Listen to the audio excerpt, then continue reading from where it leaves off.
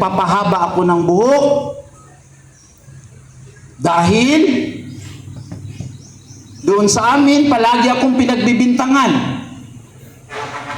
na kaya dumami yung droga dahil daw kung hindi ako mukhang drogista, hindi qualified yung kanyang sinabi. Mahaba yung buhok ko. Sabi ko, pre, mukha na ba? Kung sino yung magsasabi sa akin, dadamputin ko yan, pupunta kami kaagad sa eksperto para magpa-drug test. Para tapos. Kasi nga, mayroon kasing kasabihan na nagsasalita ka pero yung sarili mo hindi mo tinitingnan. Tama ba? So ako, simple lang yung gusto kong mangyari kung bakit ako nagpahaba ng buhok.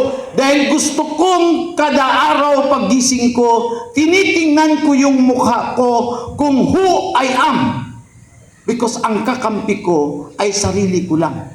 Tinitingnan ko tuwing umaga paggising ko. Kasi kung kalbo ako, natandaan niyo nagplanning, kalbo ako.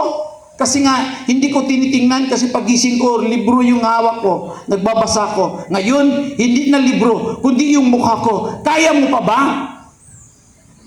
Kaya mo pa ba yung mga problema? Alam ninyo, umamos? Pag hindi na, ito yung mga data. Lalong pahirap ng pahirap dahil palagi tayong nag-uusap na paulit-ulit na umayos kayo pero paulit-ulit ninyong ginagawa yung inyong ginagawa kahit na hindi maganda. Maliwanag? Ano? One word is enough. Kaya nga ang word ko, maningkamot mo, ayaw mong tago, mutindog mo, mutindog mo sa inyong prinsipyo para sa susunod, hindi ako mananalo. Hindi yung ini-expect ko pa naman na boto.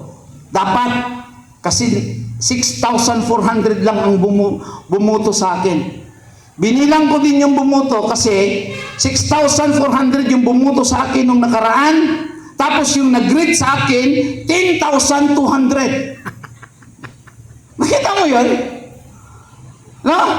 6,000 lang yung bumoto. Pero yung nag-greet sa akin, congratulations. Alam mo, buto dyan ko sa imo mo. Na, grabe dyan kayo mo. Nga, idamay pa tong kapatid na kong patay. Na kami mo, na alam mo, Mayor, na yung kapatid mo, kaibigan namin yun. Naku, bisit. Kahit patay na. Patay na yun. No?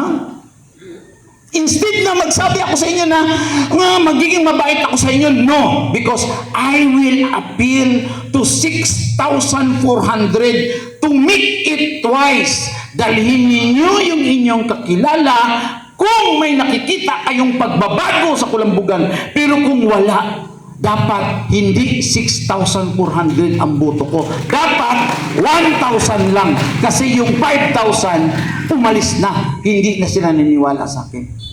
So I will do my best na yung 6,400 magiging times 2. Kay naama mo exemption sa akin. Lalo na yung mga regular. Na-exemption. Why? Because of utang na loob.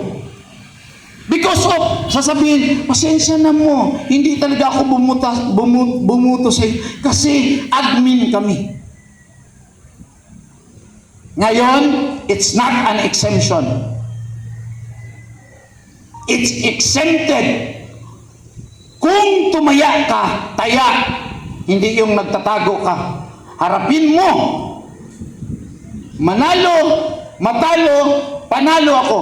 Kasi ang disadvantage, pag natalo ako, uuwi ako. Kasi hindi rin ako nakakauwi para akong magbakasyon. Tapos babalik ako dito, kasi mayroon naman akong investment, nakadeclared naman sa akong salin, kung nasaan yung investment ko, babalikan ko. At least wala na akong tao na iisipin pa. Pag lumapit sa akin yung mga tao, Brad, pasensya na, talo tayo. Oo nga, kasi normal, bubulahin naman ako ng tao, lalo na pag may pera ako, normal. Pero sasabihin ko lang sa kanya, I'm not a public servant anymore. I am a plain citizen. So yun lang. Magaan ang buhay. Magaan ang buhay. Bakit? Magaan ang buhay dahil wala na akong responsibilidad na katulad nito, tuwing Lunes, nandirito ako. Wala pa kasi akong absent. Nandirito ako. Tuwing Lunes, nakikinig ako, tapos nalulungkot ako habang kausap ko, kasi nga may nakikita ako at hindi ko naman pwede na i-implement. Okay? So, dalawa lang naman kami ni Vice. Sinabi ko na rin naman kay Vice, nung nagkita kami, nung may bisita tayong taga Rizal. Dalawa lang. So, isa lang malalaglag sa atin. Isa mananatili, isa mawawala. Kasi hindi naman siya Vice, Mayor siya.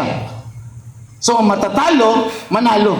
Ako din, may plan B na din ako. Pag natalo ako, di ngayon, kasi next, mga 2 days from now, 3 days from now, kasi ngayon, naglalakbay na yung sasakyan kong dalawa, isang dump truck, at saka isang bako, at saka 2 pick-up. Maglalakbay na ngayon. Ngayong oras na to, baka nandyan na sila sa Bicol.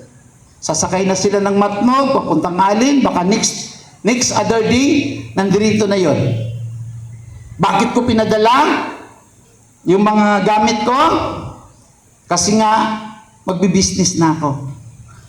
Inassume ko na hindi ko nasasatisfy yung tao dahil hindi naman ako marunong sumagot doon sa inyong mga sinasabi. Beware na yung lahat ng ginagawa ko, hindi akin yung pera. Pera ninyo yun. Tandaan ninyo na lahat ng budget dito, yung ating national tax allocation na 167, lahat yun, plus yung local income, pera ng taong bayan yun. Ako lang ang binigyan ng mandato ng majority nung eleksyon, kaya ako ang nag-manage nun. Hindi yun project ni Kong, project ni ganito. Hindi yun totoo. Pera ng taong bayan yun. At tinitingnan ng local at national level yun kung karapat-dapat ba para tumakbo yung ekonomiya natin